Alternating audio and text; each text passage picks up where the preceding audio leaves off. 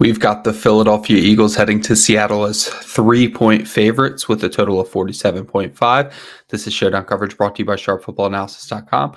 I'm your host, Adam Wilde, and before we jump over to DraftKings, I want to remind you to use promo code ANGLES, ANGLES, to get 15% off your subscription at SharpFootballAnalysis.com. So if you're out of the fantasy playoffs, looking to get into the betting realm, it's a great place to start. Go over to SharpFootballAnalysis.com.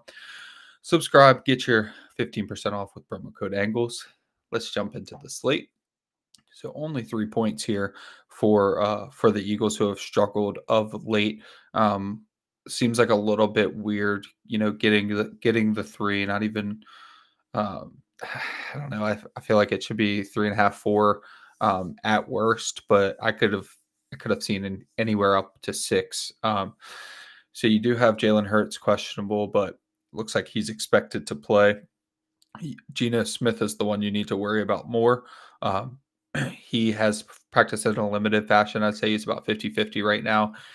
If Geno Smith is active, it does change our builds quite a bit. I do trust Geno Smith a good bit more than Drew Lock. You see the prices aren't very different. So for the sake of building here, most lineups, if you want to build with Geno Smith, you could easily, all the way up until game time, just do a global swap with Drew Lock for Geno Smith if you needed to. So not a big difference there, but I do trust Geno Smith more than Drew Lock. So I personally would be building lineups differently if Geno Smith is active as opposed to if he were sidelined. So we'll start there at the top with Jalen Hurts, 11,400, and then A.J. Brown comes along with him at 11,200.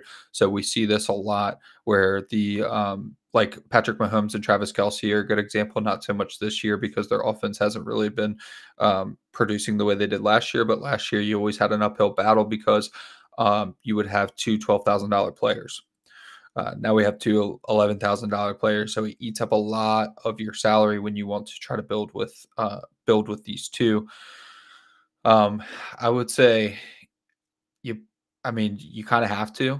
You kind of have to include Jalen Hurts and A.J. Brown if you want to stick to like 4x2s and 5x1s with Philadelphia, which is the approach I'm going to probably take because I think the comfy thing people are going to land on is 3x3s. So we're going to have to get creative with how we spend how we use the rest of our salary here. A couple good things that we'll get to at the bottom is that both running backs are 8K or less, so that's pretty helpful. And if you don't want to go with A.J. Brown, you do have DeVonta Smith, who every single Eagles slate, we talk about the fact that DeVonta Smith's not going to hit his ceiling as often, but he is capable of those like 150-yard games, just like A.J. Brown is. So there is a consolation prize if you cannot get to those two. We'll start with the intention of playing Jalen Hurts and A.J. Brown and just see how difficult it is to build the lineups from there.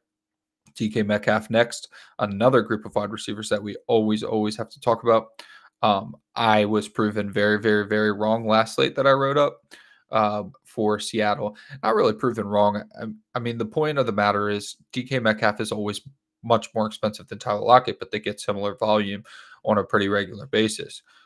The problem, or not the problem for some people if you play DK Metcalf, but the problem for those who heed my advice is that DK Metcalf is hitting his ceiling far more often, just like A.J. Brown is hitting his ceiling for DeVonta Smith far more often. We've seen huge Tyler Lockett games. We've seen a ton of them. And, a few years ago, you were seeing like massive Tyler Lockett games way more often than DK Metcalf. But now the roles have obviously kind of reversed as Tyler Lockett's up there in age and DK Metcalf is firmly in his prime. So that's going to happen. Now the gap is wider though. So last slate, DK Metcalf, last showdown slate, DK Metcalf had an absolute monster performance. You see he's going up against one of the worst passing defenses in the league.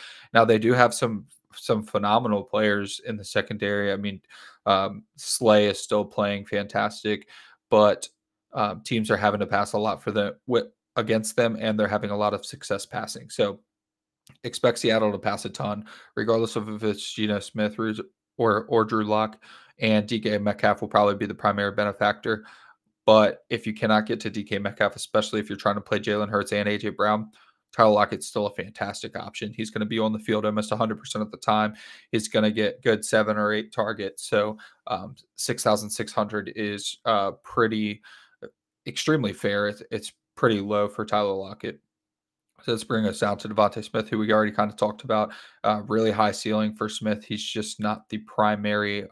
He's not the first read for Jalen Hurts. That's usually going to be AJ Brown. But with that comes some extra attention, and that Seattle secondary has some studs as well that are going to really be paying a lot of attention to AJ Brown. He's going to draw a lot of double coverage, a lot of added attention. So could definitely be a DeVonta Smith game, and it's just always good practice if you have if you're in 20 max tournament or anything like that to just go ahead and be overweight on DeVonta Smith, and he will pay you back eventually. If he doesn't get you one game, he will get you an IOU later in the season. So down to Swift and Kenneth Walker. Kenneth Walker at 7,800 is somebody who I'm going to really try to fit into my lineups, especially if Drew Lock is starting. For one, Kenneth Walker can get involved as a receiver. We like dump offs, of course, because that's like 4 point. You get 4 dump offs, you pretty much scored a touchdown, right? And you did nothing. But then the flip side of that is that I feel like it's a little overstated how well Seattle is supposed to do against the run, especially since it's only a 3-point spread and it's in Seattle. So Kenneth Walker has had one of the better workloads in the league, and I don't buy the matchup enough to fade him at 7,800. Honestly, he could be 9,200 just like Drew Lockett, and it would be a reasonable price. Earlier in the season, Kenneth Walker was like 10,600. So seeing him down there at 7,800 is just kind of insane. Swift, on the other hand, is more just salary saver, like much less conviction on Swift, but I do want to get to him just because he saves so much salary. He's he's one of their primary options, like Smith, like AJ Brown, except for he's 1,000 less than Smith, and he's how much 2,200 or something like that, less than 2,200 less than AJ Brown. So I mean, you're not super excited about Swift. You kind of have to go in a different direction. So every Jalen Hurts slate, and I should have started the top at this because this is the primary decision you have to make. Every slate that the Eagles are projected to win, which is going to be most of them, every one of them except for 49ers, you're expecting to play Jalen Hurts at captain because everything that they do is revolved around him. If you stack him with one receiver or even 2 receivers, you're just matching the field. You're either going to not stack him at captain, or you're going to triple stack him at captain. Swift fits into both of those. If you want to play Hurts at captain, play Swift in the flex, and then play rest of Seattle players, that's viable. If you want to play Hurts at captain with Swift, AJ Brown, and I don't know, someone we'll talk about in a minute, Quez Watkins, for example, you can do that if it's 2 because Swift can be utilized as a receiver and he can catch a receiving touchdown just like we saw Jahmyr Gibbs do. They do similar things, right? So Swift fits into everything, and he's a very fair price. So Swift himself is not, I'm not like thrilled or prioritizing Swift, but because of what he does for your builds and allows flexibility to do whatever you want with Jalen Hurts at captain, he fits. And Swift could probably go as captain too. We just haven't seen running backs really hitting at captain very consistently, actually pretty much at all season. So I'd rather go with AJ Brown or DeVonta Smith if I'm going away from Jalen Hurts at captain. Tyler Lockett, we already talked about. Dallas Goedert's going to be another option. He's in that weird price range. Another option we like at 6,200. He's in that weird price range. He's just under Tyler Lockett. So he will probably lose a lot of run to Tyler Lockett. Tyler Lockett will probably be more popular. And he's just 6,000 is always you'll see when you go into building your lineup, 6,000 is always a weird range where you end up having to leave a lot of salary on the table more often than not. I don't really know why it always works out that way, but it's just it's awkward. It's always awkward when you get low 6,000s. So especially since JSN is also 5,600. So like you have Dallas Goedert in a weird price range where people will have extra salary to play Tyler Lockett. And if they don't have enough salary for Tyler Lockett, then they'll probably talk themselves into Jaxon Smith-Njigba, who's also a fine option. So Dallas Goedert's a great addition to your Jalen Hurts stacks if you decide to go the route of playing multiple receivers with Jalen Hurts. JSN at 5,600, obviously the third option for Seattle isn't going to get a ton of opportunity. He's done well with his opportunity at times in the season. His ceiling is, probably 16 points. Okay. So he's not going to be someone you consider for captain, but can he hit value? Can he get you 12 points? Because that's what you're going to need for him to hit value. Yes, absolutely. In a good matchup where he's going to be probably trailing more often than not, when I think the spread should be higher. And I think the total could even be higher too. JSN is going to have a nice, fair roster percentage. It's not going to be low. He's not flying under the radar or anything, but it's going to be fair, probably 32% maybe. So I like him a lot when I don't want to invest a ton in Seattle, but I want portions of their passing offense. Fantastic way to get to it.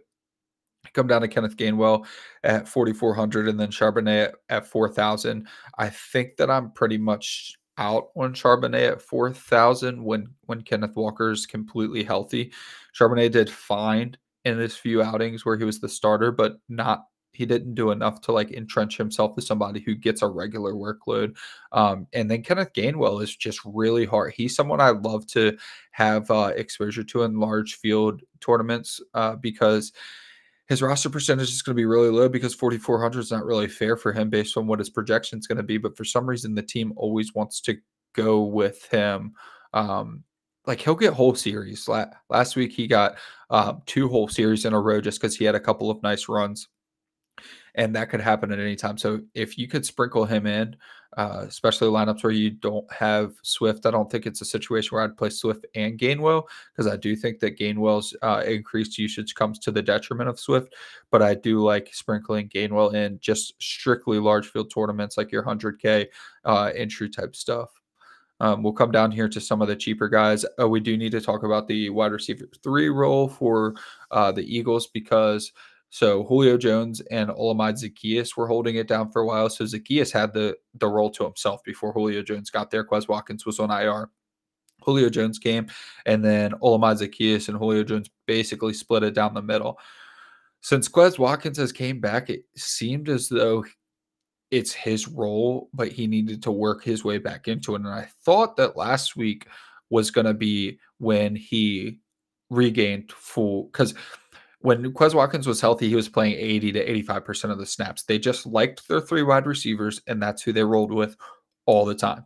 It was always DeVonta Smith, A.J. Brown, Quez Watkins. Quez Watkins would get 85% of the snaps. I felt like last week is when he was going to finally get all the way back to that, and that was not the case.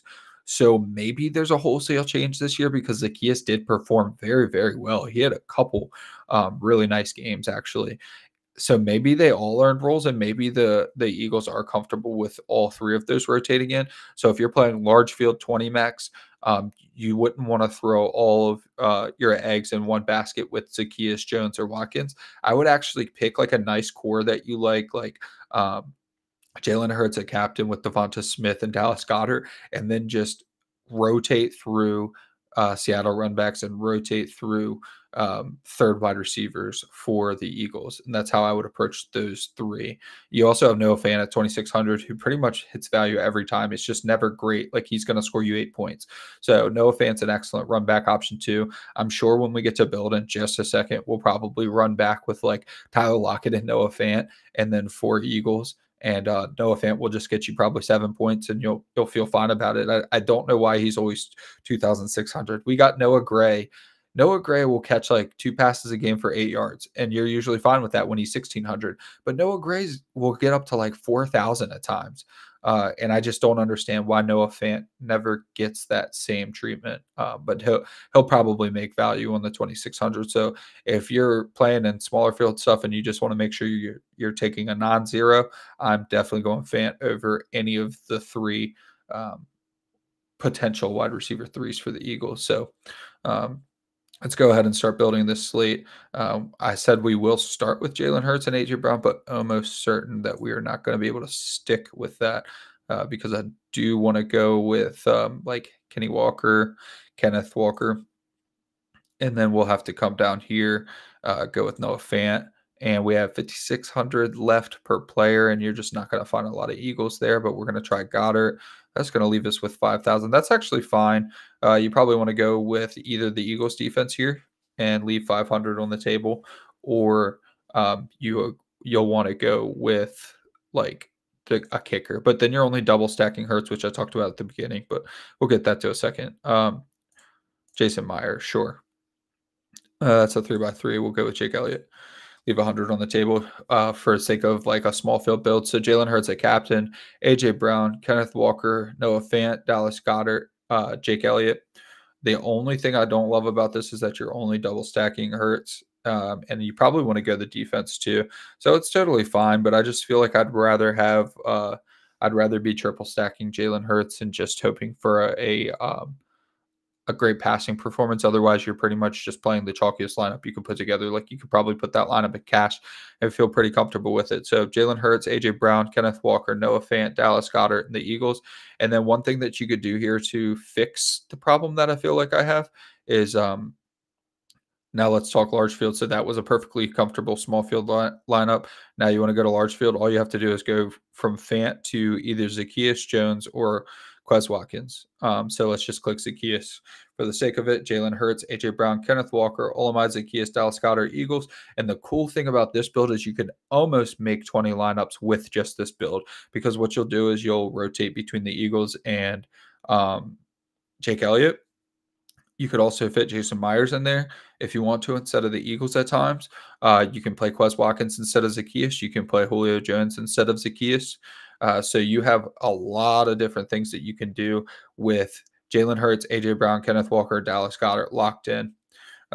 And then also to finish out your 20 lineups, you could just swap AJ Brown in for Jalen Hurts at captain and then do the same thing all over again. So you basically have 20 lineups right here, all Eagles 4x2s, all running back Kenneth Walker.